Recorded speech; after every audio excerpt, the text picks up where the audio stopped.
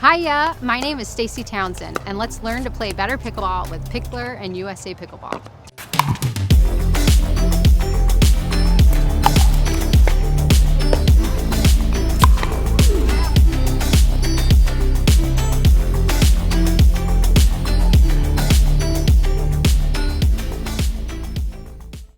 Hi, I'm Michael Niss. And I'm Daniela Niss. And we're both members of the USA Pickleball and the Delray Beach Pickleball Club. And we're here to tell you that your chances of winning on the pickleball court go up greatly once you get up to that non-volley zone line. But what do you do once you get up to that line?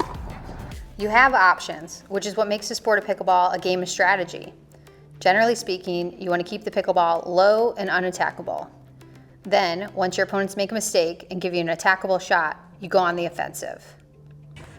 To make the ball low and unattackable, you'll most likely want to hit a dink shot.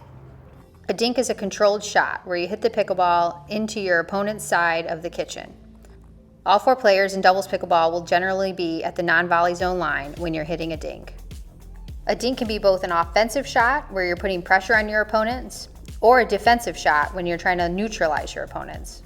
In either scenario, the goal of the dink is to hit a shot that is low and unattackable, so that your opponents cannot volley the pickleball, but rather must let it bounce or have to hit up on the ball.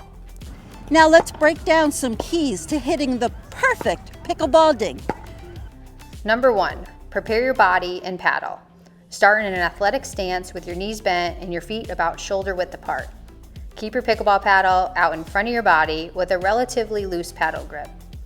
Lastly, be sure to take short, compact backswings with your dink. Number 2, watch the pickleball. This one goes without saying, but too often players mishit a pickleball simply because they do not watch it all the way to their paddle. So watch the pickleball. Number 3, move your feet. Try to keep your body parallel to the kitchen line. If you have to reach for a dink, take a lateral step rather than taking a crossover step. A crossover step will take you out of your important ready position so that you won't be prepared for the next shot. Number 4, hold the line.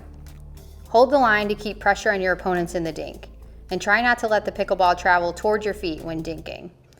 Dinks that travel near your feet are difficult to react to, so protect your feet and take the ball out of the air when it's comfortable.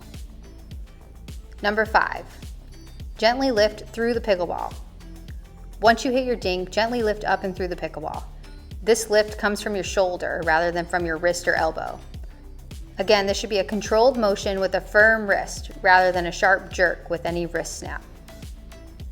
Number 6, respect the net. The height of the apex of the dink is important. Give yourself some margin of error over the top of the pickleball net. While it's important to keep your dinks low and unattackable, if you hit the pickleball too low, you will hit your dink straight into the net and take yourself out of the point.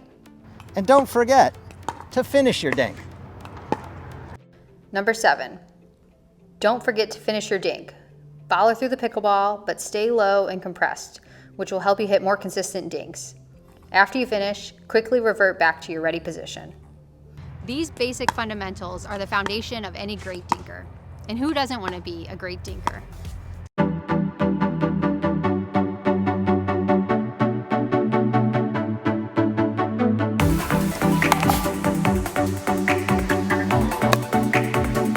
If you like this pickleball video, be sure to share it with your pickleball friends and partners, and we'll see you out on the pickleball courts.